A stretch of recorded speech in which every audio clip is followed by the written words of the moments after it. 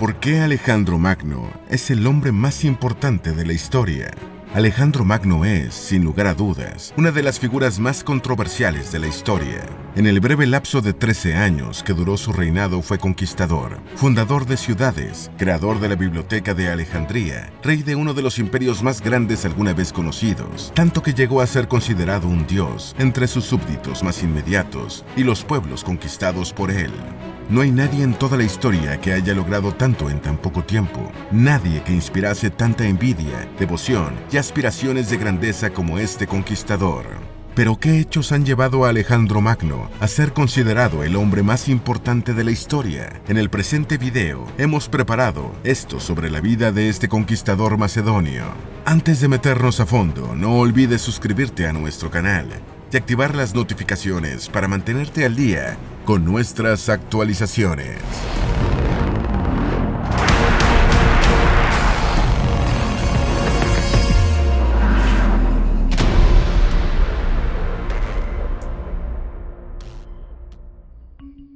Número 1. Fue de estirpe monarca. Una de las cosas que debemos comprender de Alejandro Magno es que no surgió de la nada. Sus padres jugaron un papel importante en su formación moral, espiritual e intelectual a lo largo de su vida. Fue hijo de Filipo II y de Olimpia, quien fue princesa del reino de Epiro. Filipo II fue un político y militar estratega que se convirtió en rey de Macedonia en torno al año 359 a.C. y gobernó durante 20 años. Filipo transformó a Macedonia en una gran potencia que se extendió por la mayor parte de Grecia, adaptando las unidades y armas de falange griega a la falange macedonia, organización que, tras su muerte, pasaría a manos de su hijo Alejandro Magno, a quien Filipo veía como el conquistador del poderoso imperio de Persa. Alejandro Magno nació en la ciudad de Pella, antigua capital de Macedonia, en el año 356 a.C., mientras Filipo se encontraba en una campaña militar en Grecia. Este nacimiento coincidió con dos victorias del padre de Alejandro, la del caballo de Filipo en los Juegos Olímpicos y la de su falange en el campo de batalla. Estos triunfos hicieron que Filipo viese el nacimiento de su hijo como un buen augurio de los dioses, idea que fue reforzada por Aristandro, el adivino de la corte, y por Olimpia, la madre de Alejandro, quien dijo haber soñado con quedar embarazada de un león. Filipo recibió educación militar y fue el principal instructor de su hijo en política y estrategias militares, materias en las que Alejandro demostraría ser un gran alumno. De hecho, cuando Filipo estaba ausente debido a un viaje que hizo a Bizancio, Alejandro defendió a su reino de los Maedi, una tribu de tracios del norte de Grecia que aprovechó la ausencia de Filipo II para rebelarse contra el dominio macedonio. Alejandro venció a los Maedi con el apoyo de las falanges macedonias y terminó conquistando la ciudad capital de esa tribu y la renombró Alejandrópolis. Número 2. Estuvo vinculado con personajes de la mitología griega. Alejandro tuvo lazos sanguíneos con Aquiles, gracias a que Olimpia fue descendiente del semidios griego, esto según Neoptólemo, padre de Olimpia. Además, la madre de Alejandro sostenía que su hijo había sido engendrado por Zeus, el dios olímpico. Esta afirmación que se arraigó en el colectivo debido a la creencia de que el dios descendía del Olimpo transfigurado en animal para tener relaciones sexuales con las más hermosas mujeres. Estas dos asociaciones hicieron que Alejandro se viera a sí mismo como un héroe y como una deidad. Los griegos lo concibieron como su héroe y libertador. Y hay que recordar la incidencia que los griegos tuvieron en la cultura mundial. Eso explicaría qué ha hecho a Alejandro un hombre de trascendencia histórica. Número 3. Fue instruido por grandes filósofos. Mientras que su padre vivía, se aseguró de que Alejandro tuviese la mejor educación posible. Fue por este motivo que contrató a varios filósofos para que lo educaran de acuerdo con su posición social.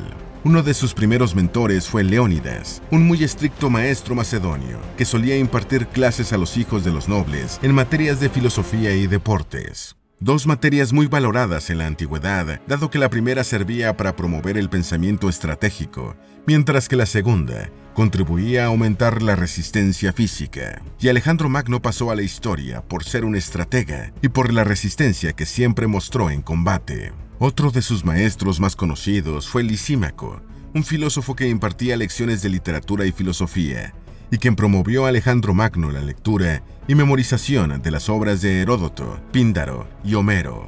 Estos autores reforzaron la autopercepción de Alejandro como héroe legendario al identificarlo con Aquiles en sus lecciones. Y, finalmente, entre los 13 y los 16 años, Alejandro tuvo como maestro a Aristóteles, quien le enseñó filosofía, literatura, ciencia, naturalismo y geografía. Esta última asignatura despertó su interés por conocer otros territorios lejanos, que a la larga acabaría conquistando. Su vínculo con Aristóteles y lo que éste le enseñó ya explican por qué Alejandro es uno de los hombres más importantes de la historia. Número 4. Siendo un niño, demostró coraje e inteligencia a ser el único que pudo domar a su caballo Bucéfalo. Una de las anécdotas más conocidas sobre la niñez de este conquistador es la de Bucéfalo. De acuerdo con Plutarco, cuando Alejandro aún era niño, su padre trajo a los establos un enorme caballo salvaje llamado Bucéfalo, al que nadie conseguía montar o domar. Decenas de jinetes expertos fueron derribados por Bucéfalo.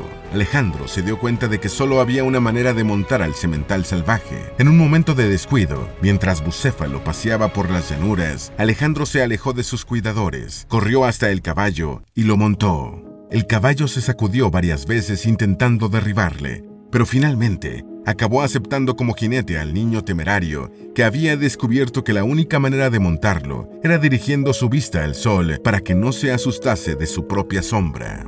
Este hecho hizo que Alejandro trascendiera en la historia, porque ya mostraba temple e inteligencia desde muy niño. Luego de que domase a Bucéfalo, su padre le dijo que Macedonia no era un reino lo suficientemente grande para él y que debía ir en búsqueda de otro reino. Algunos historiadores antiguos, como Calístenes, señalan que Alejandro participó en su adolescencia en las carreras de carros de los Juegos Olímpicos y en ellos obtuvo grandes victorias gracias a Bucéfalo.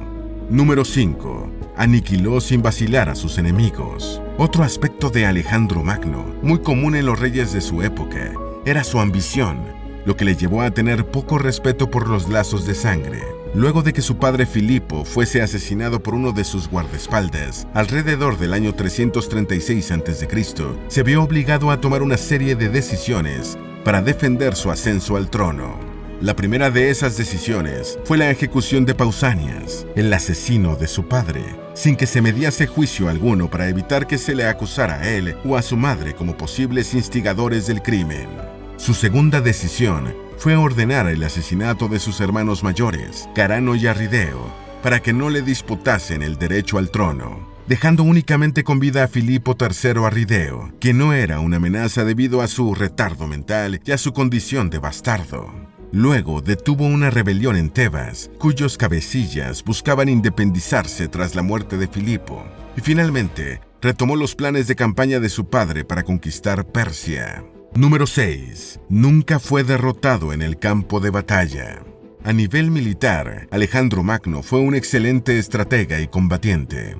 Siempre fue temerario, pues solía ir al frente de batalla, cuando lo habitual era quedarse en la retaguardia. Tomaba la iniciativa a la hora de atacar, sabía usar el factor sorpresa a su favor y se adaptaba a las cambiantes circunstancias del campo de batalla. Entre sus combates más resaltantes tenemos la batalla de Granicus. Esta batalla tuvo lugar en el año 334 a.C., al inicio de su campaña para conquistar Persia. Alejandro no conocía bien el terreno, contaba solo con unos 2.700 jinetes, unos 16.300 soldados de infantería y apenas tenía alimentos para unos 30 días. No obstante, apeló al factor sorpresa cruzando el río Granicus con sus tropas en horas de la madrugada, antes de que los gobernadores y generales locales pudiesen organizar bien a sus jinetes para hacer frente a la caballería macedonia, que arrasó con una buena parte de sus soldados. De acuerdo con los escritos de Calístenes y Ptolomeo I, las pérdidas de Alejandro en esta primera batalla contra los persas se encontraban en torno a 115 muertos, mientras que las de sus enemigos se encontraban en torno a los 7.500 muertos. Batalla de Isos. La segunda gran batalla de Alejandro Magno para conquistar Persia tuvo lugar en el Golfo Isos, situado en Turquía. Los números estaban nuevamente en contra de Alejandro en esa batalla. Darío, su oponente, tenía cerca de 100.000 soldados persas para hacer frente a 40.000 soldados macedonios. Sin embargo, Darío había elegido mal el campo de batalla, ya que no podía desplazar grandes masas de infantería rápidamente por el estrecho donde se encontraban las tropas de Alejandro. Este aprovechó la dificultad del enemigo y envió varias unidades de su caballería desde el centro al flanco derecho de Darío, lo que forzó a que el ejército de este se dispersase, tal y como había ocurrido en la batalla de Granicus. Darío huyó del lugar. Se estima que Alejandro perdió cerca de 7.000 hombres, mientras que Darío perdió cerca de 20.000 hombres en esta batalla. Batalla de Gaugamela. Cuando Alejandro estaba en Antioquía en el año 331 a.C., se enteró de que Darío estaba en la ciudad Arbelas y decidió ir a capturarlo. En los 2 años transcurridos tras su derrota, Darío había reclutado un nuevo ejército conformado por cerca de 250.000 soldados, con el que esperaba derrotar a las fuerzas de Alejandro en las llanuras de Gaugamela. Tal y como pasó la vez anterior, las tropas de Alejandro hicieron el primer movimiento. Se desplazaron hacia el ala izquierda persa, en lugar de avanzar directamente hacia el centro, colocándose fuera del alcance de las armas de los persas. La caballería de Alejandro logró abrir una brecha ante la caballería de Darío, propiciando que éste abandonase a sus hombres en el campo de batalla por segunda y última vez. El recuento de muertos en esta batalla se estima que fue de 500 para el bando de Alejandro y 40.000 para el ejército de Darío, que quedó muy desmoralizado por la cobardía de su rey, quien finalmente acabaría asesinado por uno de sus sátrapas al año siguiente, mientras intentaba reclutar un nuevo ejército. Número 7. Conquistó Tiro. Aunque rodear una ciudad para matarla de hambre era una estrategia de asedio relativamente común en la antigüedad, el empleo de máquinas de asedio no lo era. La idea de crear máquinas capaces de romper las murallas fortificadas de una ciudad fue una táctica que Alejandro Magno aprendió de su padre Filipo II durante su juventud. El uso de este recurso fue lo más destacado durante su asedio a Tiro, una ciudad considerada inexpugnable y que ya estaba situada en el Líbano en el año 332 a.C. La ciudad de Tiro había sobrevivido al asedio del rey Nabucodonosor II de Babilonia durante 13 años y a cientos de intentos de invasión por parte de sus vecinos por varios siglos. Sin embargo, eso no detuvo a Alejandro, quien le ordenó a sus hombres que se cubriesen con grandes capas de pieles de animales para protegerse de las flechas, mientras construían una enorme calzada a través del puerto para que facilitase el desplazamiento de las torres de asedio que tenía desarmadas en sus barcos. Cuando los tirios se dieron cuenta de la estrategia, comenzaron a arrojar piedras al agua para hacerlos retroceder, mientras los macedonios armaban las torres de asedio que colocaron en los muros de la ciudad, logrando conquistarla en tan solo 6 meses. Un verdadero récord si tomas en cuenta que los asedios en la antigüedad podían durar varias décadas. Este hecho ha quedado registrado como la conquista más difícil de Alejandro Magno y ayudó a convertirlo en el hombre más importante de la historia. Número 8. Fue el primer monarca universal. Alejandro Magno fue el primer monarca en conquistar territorios en 3 continentes: Europa, África y Asia. En Europa controló Macedonia, Grecia y Tracia, mientras que en África conquistó Egipto y la Cirenaica, actual Libia. Por último, en Asia controló desde la Jonia Helena, considerada la Grecia de Asia, hasta Punjab, en la India. Esto representa la mitad del continente, así que fue el primero en unir Occidente y Oriente en un solo imperio. Número 9. Fundó 70 ciudades y 50 de ellas llevaron su nombre.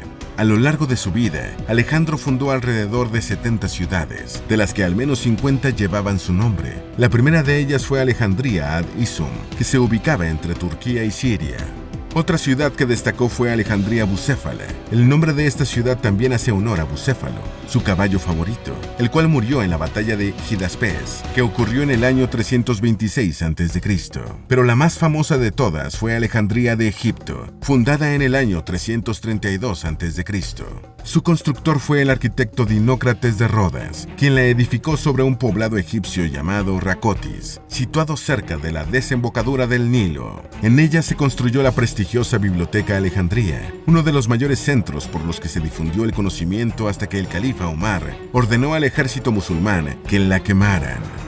A pesar de la destrucción de la biblioteca, hoy sigue siendo un sitio de referencia del saber que ha contribuido a que Alejandro Magno se convierta en el hombre más importante de la historia. Número 10. Fue el primer rey occidental momificado en Egipto. Alejandro Magno murió a los 32 años el 11 de junio del año 323 a.C., en el palacio de Nabucodonosor II de Babilonia. Al igual que ocurrió con su padre, no se tiene del todo claro las circunstancias de su fallecimiento. Algunas fuentes indican que murió de la fiebre del Nilo, otras de una malaria contraída durante sus viajes por la India, mientras que otras apuntan a que fue envenenado por los hijos del general Antípatro, Casandro y Yolas, siendo este último copero de Alejandro. Lo cierto es que luego de su muerte, a Ptolomeo le tocó reinar Egipto y trasladó hasta allá el cadáver de Alejandro para momificarlo siguiendo los rituales egipcios. Este procedimiento nunca se le había aplicado a un líder de Occidente, por lo que Alejandro fue el primero en gozar de ese privilegio, un hecho que también lo convirtió en hito. Además, fue una de las primeras momias occidentales en ser robadas con fines políticos. Número 11. Su tumba fue sitio de peregrinación antes de hundirse y desaparecer. El cuerpo de Alejandro Magno fue trasladado a la ciudad de Alejandría, donde se edificaría su tumba final, la cual se convirtió en uno de los mayores sitios de peregrinación en el mundo antiguo y estuvo frecuentada por reyes, faraones y emperadores durante 300 años, antes de su desaparición tras hundirse en las aguas del Nilo en los siglos posteriores. Esto expresa la admiración que despertó en sus séquitos y en otros líderes, así que Alejandro Magno siempre ha sido un hombre sumamente importante. La vida de Alejandro Magno estuvo llena de hazañas. Fue un conquistador que siempre mostró temple, nunca perdió una batalla y unió el occidente con el oriente del planeta. Todo esto afianzó la admiración que súbditos y líderes sentían por él por estar emparentado con el héroe de los aqueos, Aquiles. Por tanto, son muchas las razones que explican por qué Alejandro Magno es el hombre más importante de la historia. Esperamos que este video te haya sido útil.